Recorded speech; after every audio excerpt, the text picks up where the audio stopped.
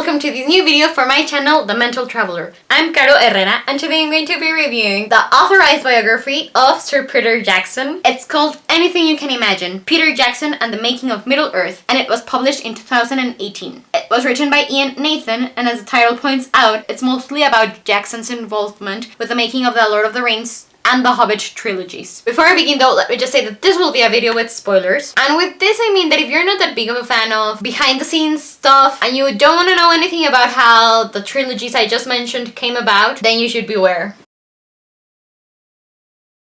I've been a big fan of Tolkien and the world he created since I was a little girl when I watched the Lord of the Rings movies. They were my introduction to the novels. And I've always liked Peter Jackson. I really enjoy his behind-the-scenes diary productions he comes up with for the extra material he gives fans about the making of Tolkien's adaptations. Anyways, I had no idea this book was being made, but then one day I saw that Peter Jackson announced on his Facebook page that it had been released. And two things caught my eye here. That it was mostly about his involvement with the movies set in Middle-earth, and that it was an authorized biography. So suddenly realizing that as much as I liked Peter Jackson, I didn't really know that much about him. I bought the book, very eager to start learning about his life.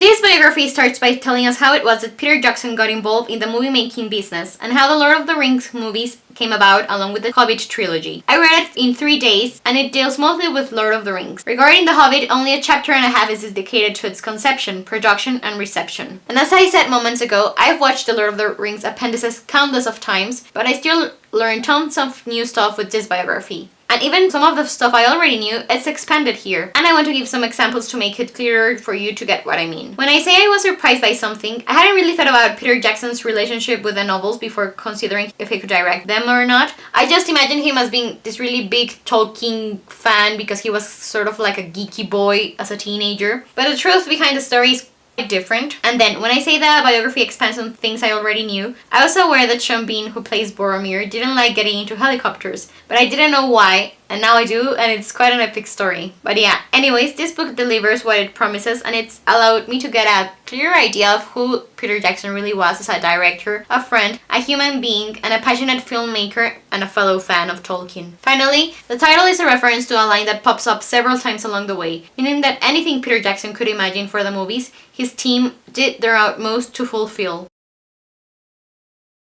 I give Anything You Can Imagine, Peter Jackson and the Making of Middle-earth a 5 out of 5 stars review, and highly recommend it to anyone who enjoys not only Lord of the Rings movies but the making of them. And even if you don't like those particular movies, if you are an aspiring filmmaker, you'll find this one quite interesting. Before I read the book though, I came upon this review that said the author sort of idolized Peter Jackson. As I read the story, I kept remembering that comment, but whether you agree with it or not, still I find it a very enjoyable read. Peter Jackson always seems to come across like a very nice man, very passionate and committed to his works. And if there are hints by the author that claim that Jackson can make no wrong, I don't really mind. And I mean, Ian and Nathan described along the way his relationship with Peter Jackson and his involvement up to a point with the movies as they were being made. And I think that if I had been in his shoes, personally committed to making of The Lord of the Rings and The Hobbit, I would have written the biography in just the same way. And I mean, I didn't only get a clear idea of who Peter Jackson was, but of who pretty much anyone who was important in the making of Lord of the Rings was like. I've been aware of Philippa Boyent's involvement in the movies for years, but I didn't quite know how she became involved in the project. And the same thing happened with Sir Ian McKellen. It's so nice the way he was brought into the films. Or also, one of the things that I enjoy the most about the making of Lord of the Rings is the friendship between the cast. And here we just get to learn so many of the adventures they went on during the production, and it's pretty cool. But yeah, some of the highlights of this book is learning in detail how it was that the Lord of the Rings movies came about, to the casting process, to how exactly Gollum was conceived, and what it was like to film the 3 movies all at once. With this, I was left in awe of the ability of the director and the actors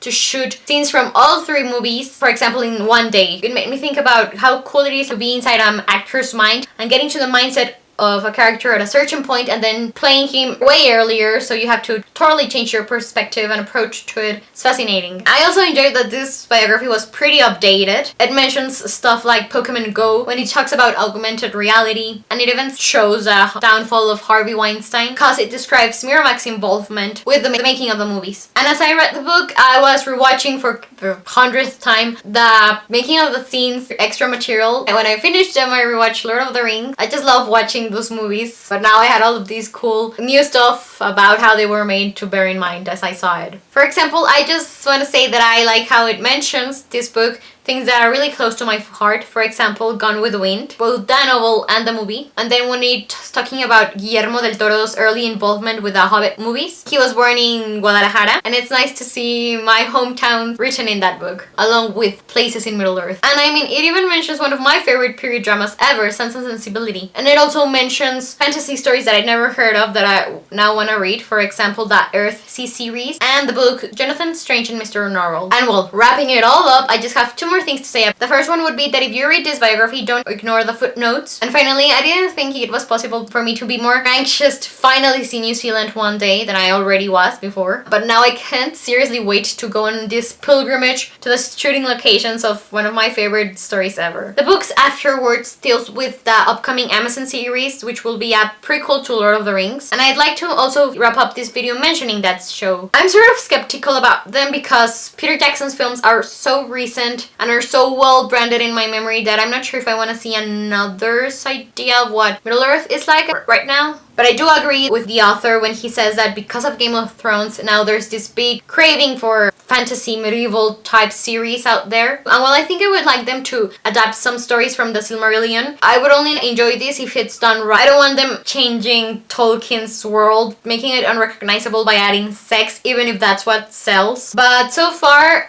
at least at this point, there are just rumors that the prequel is gonna be about Aragorn's origins. And I don't like this because they could have done something from the Silmarillion. Yeah, okay, it's nice to start off this series with a recognizable character because it might draw more people in. But I can't imagine anyone at the moment, nor do I want to, playing Aragorn. Viggo Mortensen was so perfect for that role, and there's just so much material they could talk about from the Silmarillion. They could show us the fall of Gondolin, Beren and Luthien, the children of Hurin. And I mean, about Aragorn, there's not that much left to say about him, meaning that already fans have created films about him. For example, one's called Born of Hope and one's called The Hunt for Gollum. So why don't they just show us a different era of Middle Earth? But yes, anyways, thank you so much for watching this video about the biography of Peter Jackson. I hope you enjoyed it. Please let me know if you did or not. And I would also love to talk about Lord of the Rings, anything Tolkien related, Peter Jackson with you. So yeah, in the description box below you can find the Goodreads link to the book. And before I finish, I want to say that The Mental Traveler is on Instagram, so it would be really cool and I appreciate it if you could follow me. But yeah, anyways, I'm Caro Herrera. I hope you have a wonderful day wherever you're in the world,